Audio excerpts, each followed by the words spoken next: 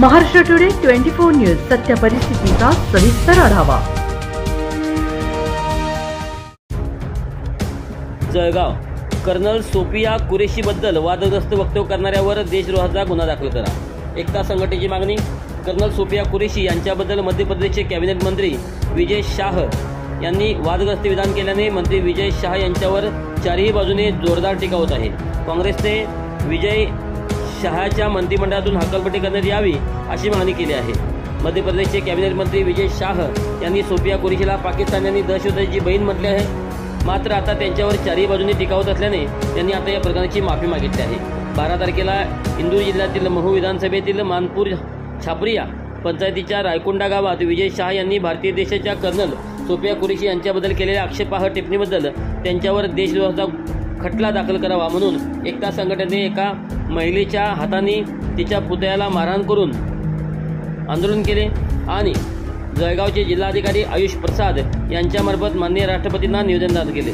Colonel Sofia Qureshi आणि wing commander यामिका Singh यांनी पाकिस्तानविरुद्ध केलेल्या कारवाईचे संपूर्ण देश कौतुक करत आहे आणि त्यात आपल्या पंतप्रधानांचे मोठे योगदान होते।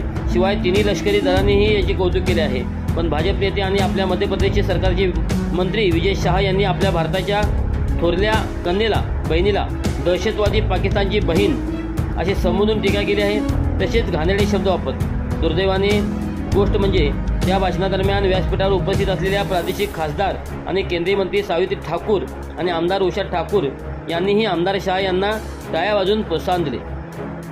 देशद्रोह कायद्याअंतर्गत कारवाई करावी अशी मागणी संघटनेद्वारे केली आहे। या प्रसंगी संघटनेचे मुफ्ती खालिद हाफिज रहीम पटेल, मौलाना तौफिक शाह, मौलाना कासिम नदवी, मौलाना उमर नदवी, हाफिज शहीद फारुख शेख, सय्यद चांद आणि शाह, महिला प्रतिनिधी सलीम शेख,